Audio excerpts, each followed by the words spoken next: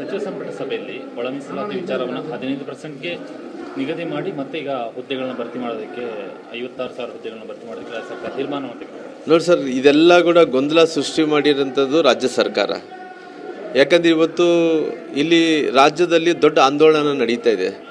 ಒಂದು ಕಡೆ ರಾಜ್ಯದಲ್ಲಿದ್ದಂಥ ವಿದ್ಯಾರ್ಥಿನಿಯರು ನಮಗೆ ಏನು ಸರ್ಕಾರ ಅಶ್ಯೂರೆನ್ಸ್ ಮಾಡಿದ್ದು, ಆ ಅಶ್ಯೂರೆನ್ಸ್ ಏನು 3 ಲಕ್ಷ ಹುದ್ದೆಗಳನ್ನು ಕೊಡ್ತೀನಿ ಅಂತೇಳಿ ಅಶ್ಯೂರೆನ್ಸ್ ಮಾಡಿತ್ತು.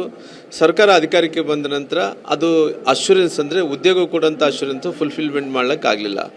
ಆಮೇಲೆ ಮುಖ್ಯಮಂತ್ರಿಗಳು ಏನು ಹೇಳಿಕೆಯನ್ನು ಕೊಟ್ಟರು, ನಾನು ಈ ಹುದ್ದೆಗಳನ್ನು ಭರ್ತಿ ಮಾಡೋಂಥ ಕೆಲಸ ಮಾಡ್ತಾಯಿದ್ದೆ, ಮೀಸಲಾತಿ ಅಡ್ಡ ಬಂತು, ಒಳ ಮೀಸಲಾತಿ ಅಡ್ಡ ಬಂದಿರೋ ಕಾರಣ ನಾನು ಭರ್ತಿ ಮಾಡ್ಲಿಕ್ಕಾಗಲ್ಲ ಅಂದರೆ ಟೆಕ್ನಿಕಲ್ ರೀಸನ್ ಇಟ್ಟರು. ಆ ಟೆಕ್ನಿಕಲ್ ರೀಸನ್ ನಂತರ ಇವತ್ತು ಪತ್ರಿಕೆಗಳಲ್ಲಿ ನಿನ್ನೆ ಮಾಧ್ಯಮಗಳಲ್ಲಿ ಹೇಳಿಕೆ ನೋಡಿದಂಥ ಟೈಮಲ್ಲಿ ಏನು ಸುಮಾರಾಗಿ 56,000 ಹುದ್ದೆಗಳನ್ನು ನಾನು ಭರ್ತಿ ಮಾಡ್ತೀನಿ ಅಂತ ಹೇಳಿಕೊಟ್ರು. ಆ ಭರ್ತಿ ಮಾಡೋಂಥ ಟೈಮಲ್ಲಿ ನಾನು ಈ ಸರ್ಕಾರಕ್ಕೆ ಕೇಳ್ತೀನಿ, ಇವತ್ತು 56% SC ST ಬ್ಯಾಕ್ವರ್ಡ್ಸ್ ಏನು ಮೀಸಲಾತಿ ಇತ್ತು ಅದರ ಹೊರಗಡೆ ಇಟ್ಟು ಇವತ್ತು ಮೀಸಲಾತಿ ಇವತ್ತು ಎಲ್ಲವನ್ನು ಕೂಡ ಕೊಡೋಂಥ ಕೆಲಸ ಮಾಡ್ತಿದ್ದಾರೆ. ನಾನು ಹೇಳ್ತಿದ್ದೀನಿ, ಇವತ್ತು ಎಲ್ಲ ಮಕ್ಕಳಿಗೆ ನಾವು ಪರಿಶಿಷ್ಟ ಜಾತಿಗೆ 7% ಮೀಸಲಾತಿ ಕೊಡಬೇಕಾಯಿತು. 7% ಮೀಸಲಾತಿ ಕೊಡಬೇಕಂದ್ರೆ ಈಗ ನಾವು ಮಾಡಿರೋದಂಥದ್ದು ಪರಿಶಿಷ್ಟ ವರ್ಗಕ್ಕೆ ವಾಲ್ಮೀಕಿ ಸಮುದಾಯಗಳಿಗೆ ಇವತ್ತು 3ರಿಂದ 7% ಕೊಟ್ಟಿವಿ. ಇವಾಗ ಏನು ಮಾಡಿದ್ದಾರೆ, ಇವತ್ತು ಅದನ್ನು 3% ಕೊಡೋಂಥ ಕೆಲಸ ಮಾಡಿ ಇನ್ನು 4% ತೆಗೆದಕ್ಕಂಥ ಕೆಲಸ ಮಾಡಿದ್ದಾರೆ. ಅದೇ ರೀತಿಯಲ್ಲಿ ಪರಿಶಿಷ್ಟ ಜಾತಿಗಳಿಗೆ 15ರಿಂದ 2% ಜಾಸ್ತಿ ಮಾಡಿದ್ರು. ಪುನಃ 15% ಕೊಡ್ತೀವಿ ಅನ್ನೋಂಥ ಹೇಳಿಕೆಗಳನ್ನು ಕೊಟ್ಟಿದ್ದಾರೆ. ಇವೆಲ್ಲ ನೋಡಿದಂಥ ಟೈಮಲ್ಲಿ ಇವತ್ತು ನಮಗೆಲ್ಲರಿಗೂ ಕೂಡ ತುಂಬ ನೋವಾಗಿದೆ. ಎಷ್ಟು ನೋವಾಗಿದೆ ಅಂದ್ರೆ ಈಗ ಖಂಡಿತವಾಗಿ ನಾನು ಹೇಳಕ್ಕೆ ಸಾಧ್ಯ ಇಲ್ಲ. ಎಷ್ಟು ಕಷ್ಟಪಟ್ಟು ಇವತ್ತು ಮೀಸಲಾತಿ ಕೊಟ್ಟಿದ್ದಂಥ ವಿಚಾರವನ್ನು ತೊಗೊಂಡು ಹಿಡ್ಕೊಂಡು ಇವತ್ತು ಅವರು ಸುಪ್ರೀಂ ಕೋರ್ಟು ಅವರು 56% ಮೀರಬಾರ್ದು ಅನ್ನೋಂಥ ಅವರು ಒಂದು ಕಟ್ ಆಫ್ ಅನ್ನು ಕೂಡ ಮಾಡಿದ್ದಾರೆ.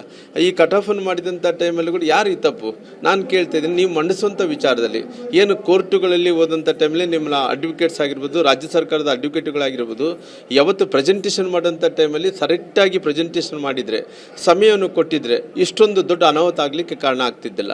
ಇದೆಲ್ಲ ಕಾರಣ ಇವತ್ತು ಇಷ್ಟೊಂದು ದೊಡ್ಡ ಅನಾಹುತಿಗೆ ಆಗಲಿಕ್ಕೆ SC ST ಜನಾಂಗದ ಇವತ್ತು ಮೀಸಲಾತಿ ಕಿತ್ಕೊಳ್ಳೋ ಸಲುವಾಗಿ ಇವತ್ತು OBCಗಳನ್ನ ಮೀಸಲಾತಿ ಏನು ಕಸ್ಕೊಂಡಿದ್ದಾರೋ ಇದಕ್ಕೆಲ್ಲ ಕೂಡ ರಾಜ್ಯ ಸರ್ಕಾರ ಹೊರೆ ಆಗಬೇಕಾಗುತ್ತೆ. ಎಲ್ಲ ರೆಸ್ಪಾನ್ಸಿಬಿಲಿಟಿ ರಾಜ್ಯ ಸರ್ಕಾರ ತಗೋಬೇಕಾಗುತ್ತೆ. ನಿಮ್ಮ ಸರ್ಕಾರದ ಅವಧಿಯಲ್ಲಿ ಕೊಟ್ಟಂತಹ ಮೀಸಲಾತಿನ ಪಕ್ಕಕ್ಕಿಟ್ಟಂತಾಗಿಲ್ವಾ? ಇಲ್ಲ, ಖಂಡಿತವಾಗಿ ನಾವು ನಮ್ಮ ಉದ್ದೇಶ ಇಷ್ಟೇ ಇತ್ತು. ಅವತ್ತು ಈ ಎಲ್ಲ ಹಿಂದುಳಿದಂಥ ಜಾತಿಗಳಿಗೆ ಒಳ್ಳೆಯದಾಗಬೇಕು ಅನ್ನೋಂಥ ಕಾರಣದಿಂದ ಅವ್ರಿಗೆ ಮೀಸಲಾತಿ ಜಾಸ್ತಿ ಮಾಡೋಂಥ ಕೆಲಸ ಮಾಡಿದ್ವಿ. ಯಾರು ಕೂಡ ಇತಿಹಾಸದಲ್ಲಿ ಬಾಬಾ ಸಾಹೇಬ್ ಅಂಬೇಡ್ಕರ್ ಅವರು ಸಂವಿಧಾನ ಬರೆದ ನಂತರ ಮೀಸಲಾತಿ ಜಾಸ್ತಿ ಮಾಡಿರುವಂಥ ಉದಾಹರಣೆ ಯಾವುದು ಕೂಡ ಇದ್ದಿಲ್ಲ. ಇವತ್ತು ಕರ್ನಾಟಕದಲ್ಲಿ ಭಾರತೀಯ ಜನತಾ ಪಾರ್ಟಿ, ಯಡಿಯೂರಪ್ಪ ಅವರು, ನಾವು, ಬೊಮ್ಮಾಯಿ ಅವರು ಎಲ್ಲರೂ ಕೂಡ ಸೇರಿಕೊಂಡು ಮೀಸಲಾತಿ ಜಾಸ್ತಿ ಮಾಡೋಂಥ ಕೆಲಸ ಮಾಡಿದ್ವಿ. ಇವತ್ತು ಈ ಸರ್ಕಾರ ಏನು ಕೋರ್ಟ್ಗಳಲ್ಲಿ ವಾದ ಮಂಡಿಸುವಂಥ ವಿಚಾರದಲ್ಲಿ ಎಲ್ಲೋ ಎಡವಿರೋ ಕಾರಣ ಬೇರೆ ಬೇರೆ ರಾಜ್ಯಗಳಲ್ಲಿ ಇವತ್ತು ಬೇರೆ ಮೀಸಲಾತಿಗಳು ಜಾಸ್ತಿ ಇದಾವೆ. ಈಗ ಯಾಕೆ ಆಗಲಿಲ್ಲ? ನಿಮ್ಮ ಹತ್ರ ಕೆಪಬಿಲಿಟಿ ಇಲ್ಲ, ನಿಮ್ಮ ಹತ್ರ ಸಾಮರ್ಥ್ಯ ಇಲ್ಲ, ನಿಮ್ಮ ಹತ್ರ ನೋಡ್ಕೊಳಕ್ಕಾಗಲಿಲ್ಲ, ನಿಮ್ಮ ಸಮಯ ಕೊಡಲಿಕ್ಕಾಗಲಿಲ್ಲ ಅಂದಕ್ಕೋಸ್ಕರವಾಗಿ ಇಷ್ಟು ಜನರಿಗೆ ಇವತ್ತು ಅನ್ಯಾಯ ಮಾಡೋಂಥ ಕೆಲಸ ಇವತ್ತು ಸಿದ್ದರಾಮಯ್ಯ ಸರ್ಕಾರ ಮಾಡಿದೆ, ಕಾಂಗ್ರೆಸ್ ಪಾರ್ಟಿ ಕೂಡ ಮಾಡಿದೆ. ಇನ್ನೊಂದು ವಿಚಾರ ಸರ್, ಲೋಕಸಭಾ ಚುನಾವಣೆ ಬಳಿಕ ಅಜ್ಞಾತವಾಸದಲ್ಲಿದ್ದಂಥ ಅನಂತಕುಮಾರ್ ಹೆಗಡೆ ಮತ್ತೆ ಈಗ ಬರ್ತಾ ಇದ್ದಾರೆ. ಫೆಬ್ರವರಿ 8ರಂದು ಭಟ್ಕಳದಲ್ಲಿ ನೋಡ್ರಿ, ನಾನು ಅನಂತಕುಮಾರ್ ಹೆಗಡೆ ಅವರು ಒಬ್ಬ ಹಿಂದೂ ಫೈರ್ ಬ್ರ್ಯಾಂಡ್. ಯಾಕಂದರೆ ಅವರು ಸಂಸದರಾದಂಥ ಟೈಮಲ್ಲಿ ಕೂಡ ಈ ಕರಾವಳಿ ಪ್ರದೇಶದಲ್ಲಿ ಬೇರೆ ಬೇರೆ ಕಡೆ ಅನಂತಕುಮಾರ್ ಹೆಗಡೆ ಅವ್ರದ್ದು ಒಂದು ಒಳ್ಳೆಯ ಹೆಸರಿದೆ.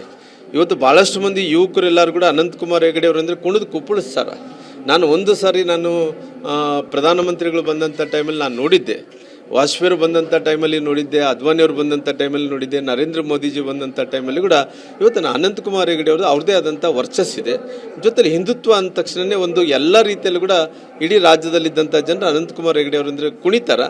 ಹಂಗಾಗಿ ಅವ್ರು ನಮ್ಮ ಪಾರ್ಟಿಯಲ್ಲಿ ಸಕ್ರಿಯವಾಗಿ ಅಂದರೆ ಅವ್ರು ಲೋಕಸಭಾ ಚುನಾವಣೆಯಲ್ಲಿ ಟಿಕೆಟ್ ಬಂದಿಲ್ಲ ಅಂತೇಳಿ ಬೇಸರದಿಂದ ಅವ್ರು ಆಮೇಲೆ ಸಕ್ರಿಯವಾಗಿ ಪಾಲಿಟಿಕ್ಸ್ಗೆ ಬರಲಿಕ್ಕೆ ಆಗಲಿಲ್ಲ. ಇವತ್ತು ಪುನಃ ಅವ್ರು ಬರ್ತಾರೆ ಅಂದರೆ ನಾವೆಲ್ಲರೂ ಕೂಡ ಸ್ವಾಗತವನ್ನು ಮಾಡೋಂಥ ಕೆಲಸ ಮಾಡ್ತೀವಿ.